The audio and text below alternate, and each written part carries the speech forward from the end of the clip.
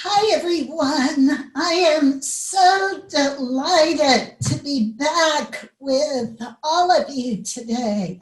We had such a great response to part one of Stay Calm and Well series, so we decided to offer a part two. For one, I hope that you and your families are well. Our university-wide wellness team wants to do all that we can to help and support you through this very challenging time. It is absolutely hard to believe that we are in week 31 of our COVID-19 pandemic.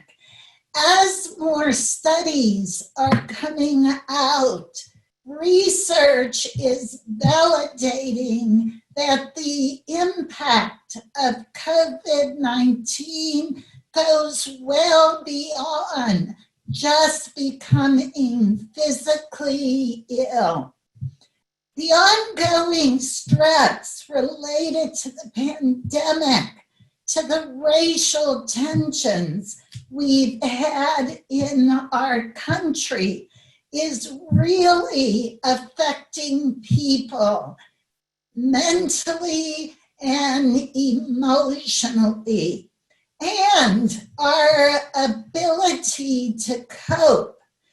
COVID-19 has been triggering a lot of mental health issues, as well as unhealthy lifestyle behaviors. If you are experiencing stress, anxiety, Zoom COVID fatigue, you are not alone. Many people are experiencing these symptoms, and the important thing is to engage in a lot of the skills that you've been learning through this Stay Calm and Well series. Even if you do not feel like engaging in healthy behaviors, such as a little bit of physical activity every day, healthy eating, a little mindfulness, I'm going to encourage you to do it anyway. Once you do it, you will begin to feel better. Today, I got up. I really didn't feel like going on my 3-mile run walk, but I did it anyway. After you do it, you will feel a lot better. We have got to prioritize our self-care. And believe me, I know it's character building, especially for our parents with young children trying to balance everything. It's tough, but you can do it. Because if we don't prioritize our self-care, at least take a little time for recovery every day, we can't be really engaged with our work or take good care of our families. That's called behavioral activation that we learned about in my CBT skills building lecture. Doing it even if you don't feel like it, because if you do it, you'll begin to feel better. So every week, as David said, we take a quick pulse survey to see where your stress, anxiety levels are. At the end of May, we took that pulse survey and we found 63% of our faculty, staff, and graduate students reported feeling nervous, anxious, or on edge several days to nearly every day during that last week. And 37% of our faculty, staff, and graduate students reported feeling down or depressed several days to nearly every day that week. Again, you are not alone. The key is to recognize it, and if these symptoms are beginning to interfere with your concentration, your judgment, or your work, then it's time to get help. And again, we have so many fabulous resources in Buckeye Nation to give you the help and support that you need. Major worries reported by our faculty, staff, and graduate students included contracting, COVID, financial insecurity, the unknown, balancing work and home. Others talked about their overindulging in unhealthy eating or even alcohol, feeling socially isolated, and having some declines in mental health. And then the last theme that emerged at the end of May was civil unrest that our country is experiencing. So I've heard from people this week, Bern, I really am burning out. I'm on Zoom first thing in the morning until 5 or 6 o'clock at night. I need help to deal with my burnout. So I want you to first be aware of your own level of burnout. And I'd like you to rate yourself based on this question. How would you rate your level of burnout right now? If your rating falls into 3, 4, or 5, I encourage you. This is the time you really need to take a little recovery break for yourself every day. I know it's not easy to do that. Run 50-minute meetings instead of 60-minute meetings. Take 10 minutes. Go for a walk. Do some deep breathing. And if you're falling into the 4 or 5 level of burnout, I really encourage you, reach out to your direct supervisor, reach out to our employee assistance program or your primary care provider and get engaged with a lot of the programming for stress reduction that we offer here. Again, if your symptoms are interfering with your functioning, please don't wait. Get help now. There is nothing to be ashamed about if you need a little help and support. On this slide, you will see so many options for the resources that we have available. If you're having trouble getting motivated to get physically active, to eat healthy, Contact our terrific health coaches at our health plan. They can definitely help to motivate and support you. We have turned Health Athlete into a virtual session. Enroll in one of our upcoming classes. We also, our employee assistance program has started a chat box, and I've included the number there in case you just need to talk to somebody if you're overly stressed or anxious. And then my College of Nursing offers an evidence-based cognitive behavior therapy-based program called Mindstrong. We'll be offering that again this semester.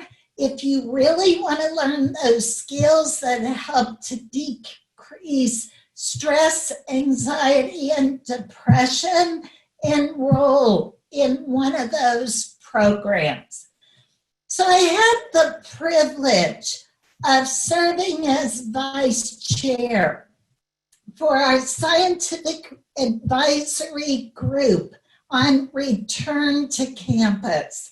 We were very aware of how much we needed to include a goal, unlike a lot of other universities in the country, to support, enhance, and sustain optimal mental health and well-being of our students, faculty, and staff as they transition back to campus.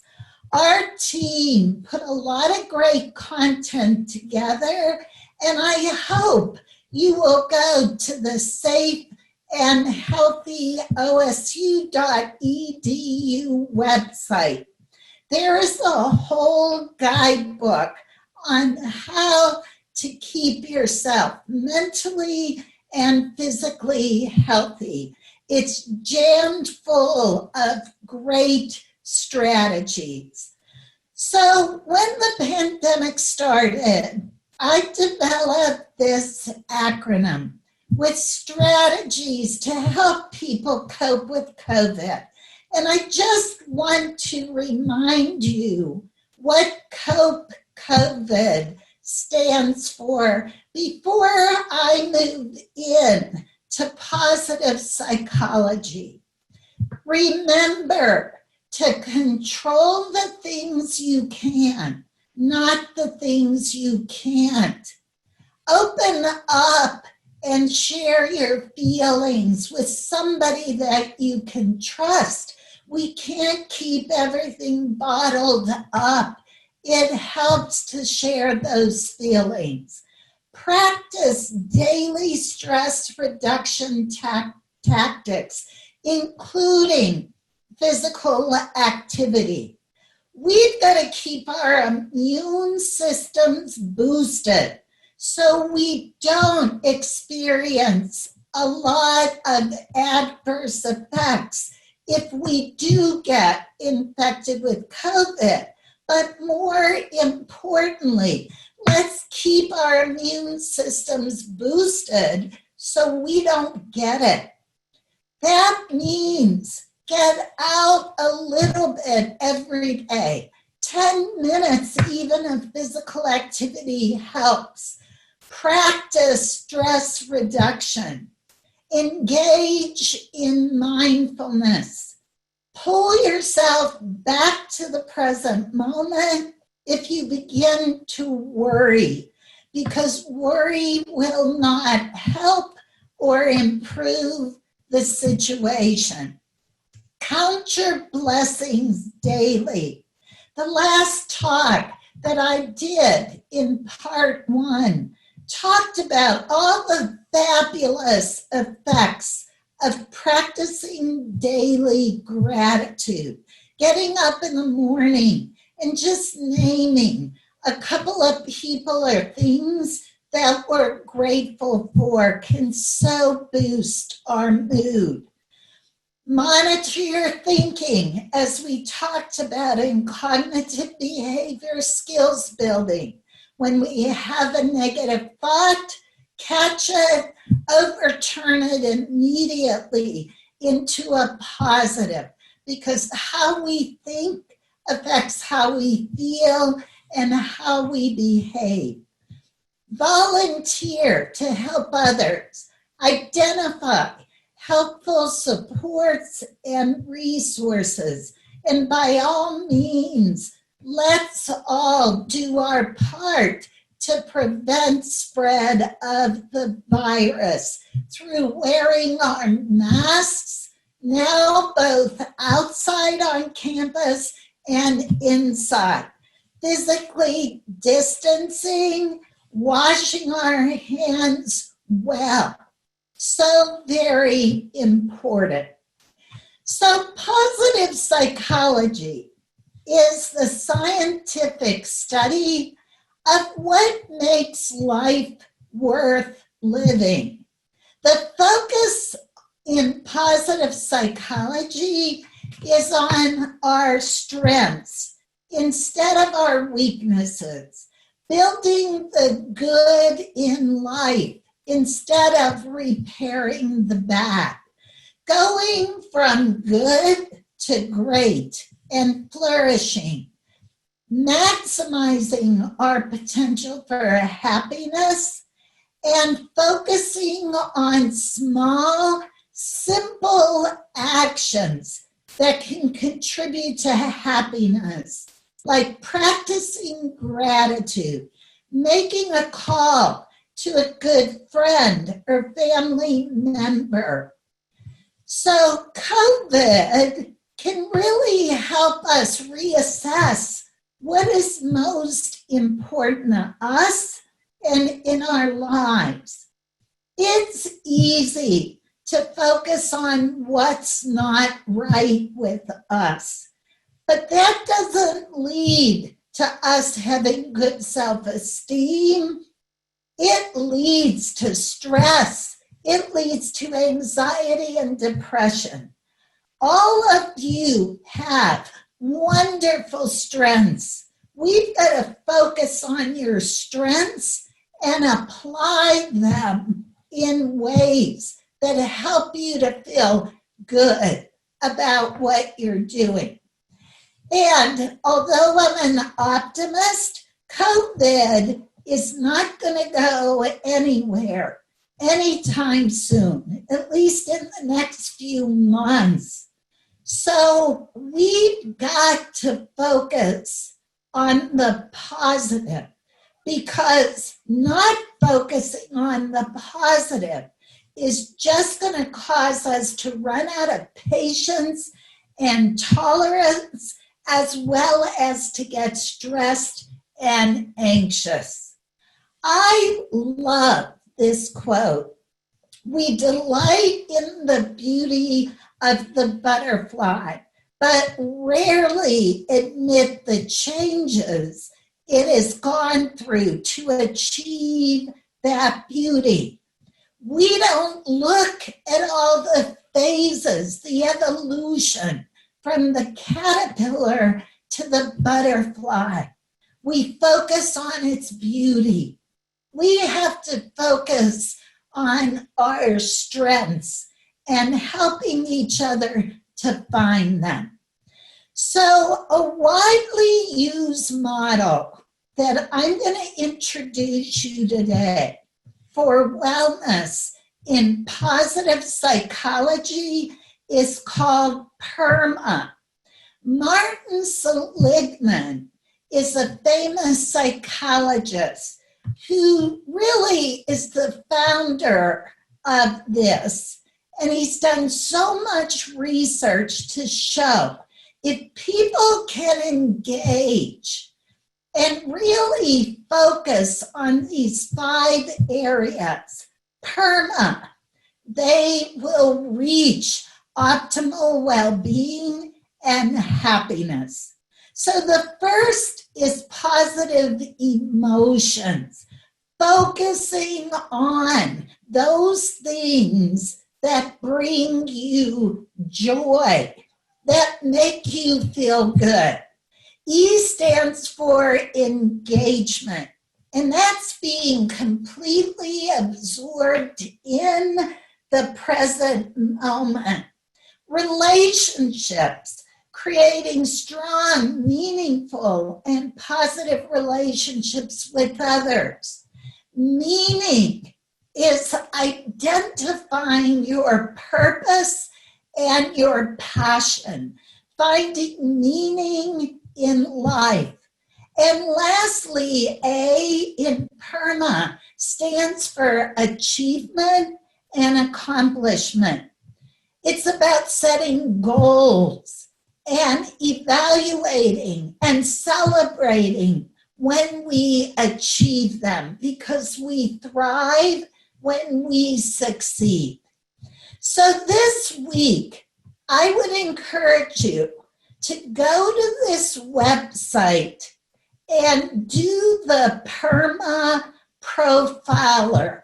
That is an in-depth approach at determining which components of PERMA in your life require more attention.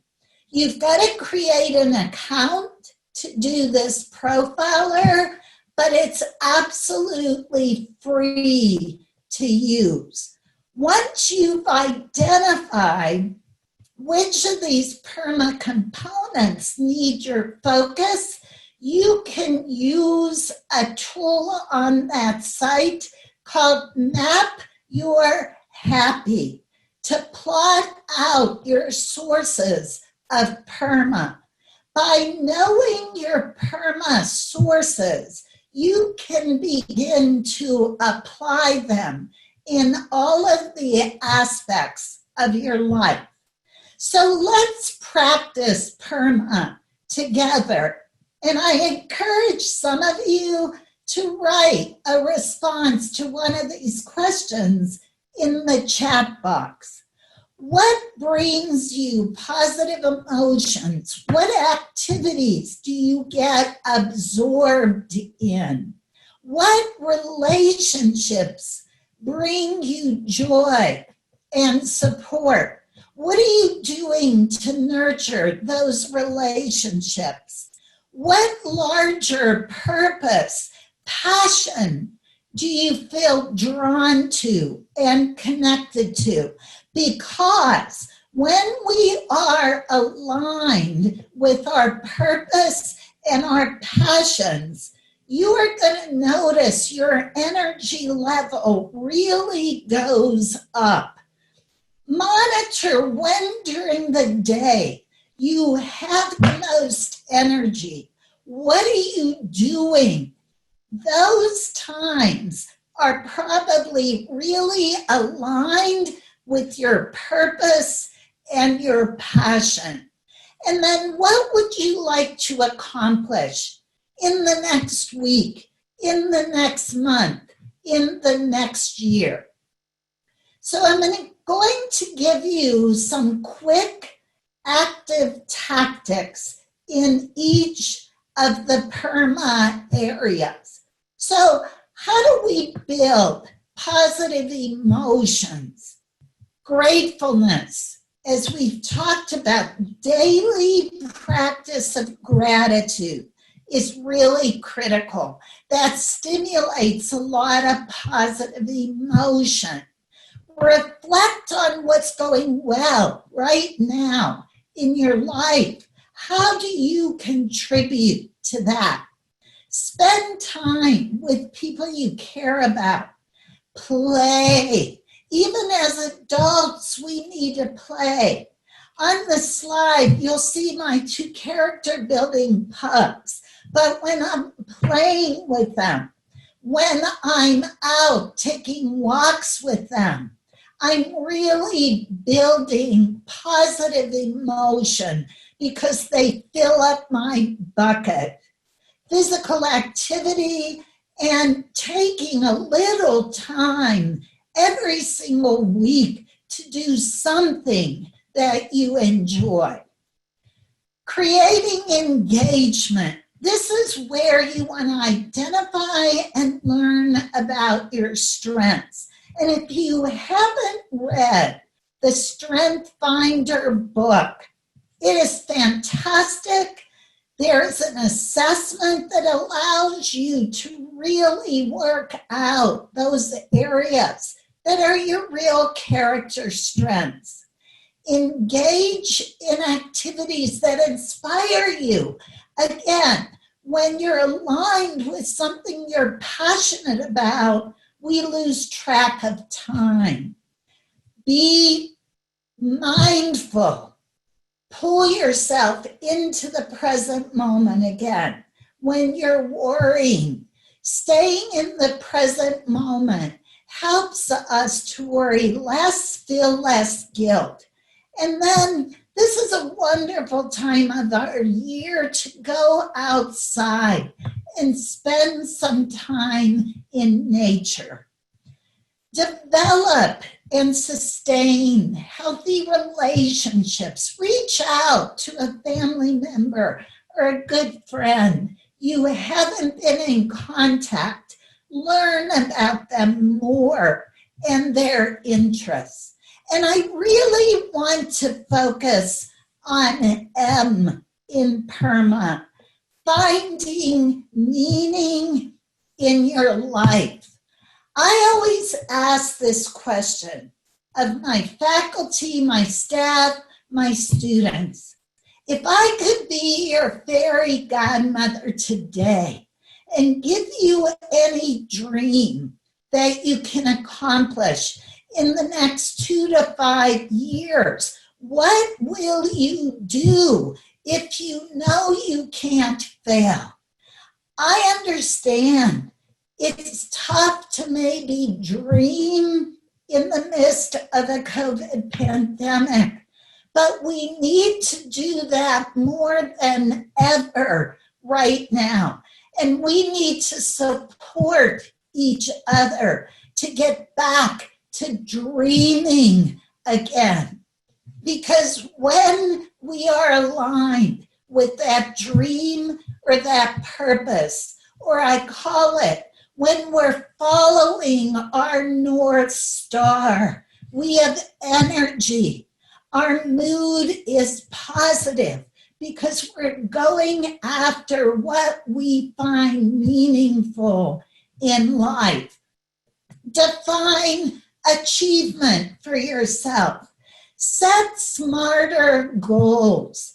Goals that are specific, meaningful, measurable, achievable, relevant, time-bound, and evaluate them. If you're not achieving your goal, readjust so that you can achieve it. It's important to be specific with our goals, not just to set a goal, I'll exercise more. Specificity and writing the goals down, you're more likely to achieve them. For example, I'm going to increase my physical activity by 5 minutes, 3 to 4 days a week. Again, assess your strengths and how they can be applied. And don't fear failure. I have a saying, success is going from one failure to the next with enthusiasm. Get excited when somebody tells you no. Just keep going. Stay persistent. It's the most persistent people in life that tend to reach their goals. These are some great, relevant books to the content that I just talked about today. As you know, with every week of Stay Calm and Well, we have a skills building exercise. The skills that I want you to develop this week entail writing down the answers to these questions and placing your answers where you can see them every day. So for the next week, every day, I want you to practice gratitude. I want you to name your strengths and how you will use them. I'd like you to connect next week with one friend or relative whom you haven't spoken to for a while. I want you to answer that question. What are you going to do in the next 5 years if you know you cannot fail? And then set a smarter goal for the first year that will help you in reaching that 5-year goal. Lastly, I'm recruiting for our next class a faculty staff Buckeye Wellness Innovators. Thanks to all of you who are our current innovators, and join us. Our Buckeye Wellness team is such a great team to work with to really help us create this fabulous culture of well-being in Buckeye Nation. We appreciate you tuning in. We welcome your feedback as always. Next week's lecture is going to be a terrific one, Coping Effectively with Change in the Workplace by Helga Casey from our EAP program. Best wishes and stay well.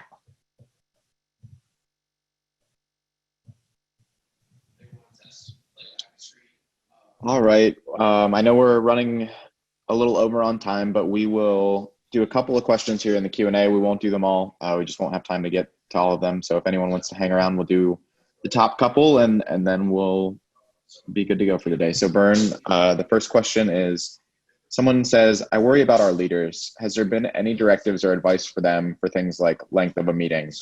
Would probably take a leadership recommendation to hold a 45 or 50-minute meeting rather than think they will figure it out. Yes, I present regularly tips, evidence-based strategies to our leaders. Just this past month, I spoke at Faculty Senate, where we have a lot of leaders across the university. I interact with them regularly. We send them a High Points newsletter for leaders that has a lot of these recommendations in it. I'll continue to do that.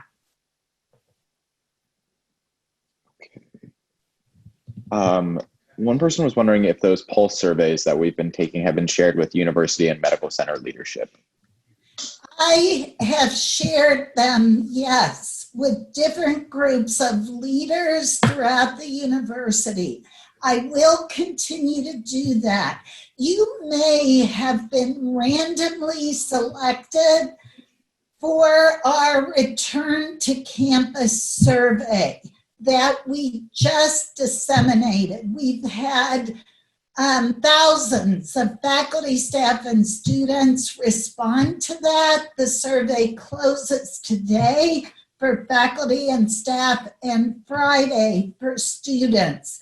I will be analyzing that data, compiling that into a report, and I will be disseminating that data to our leaders with suggested tactics that we implement.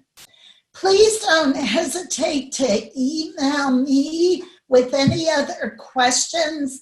And as always, please let me know what we can do to further support you during this challenging time.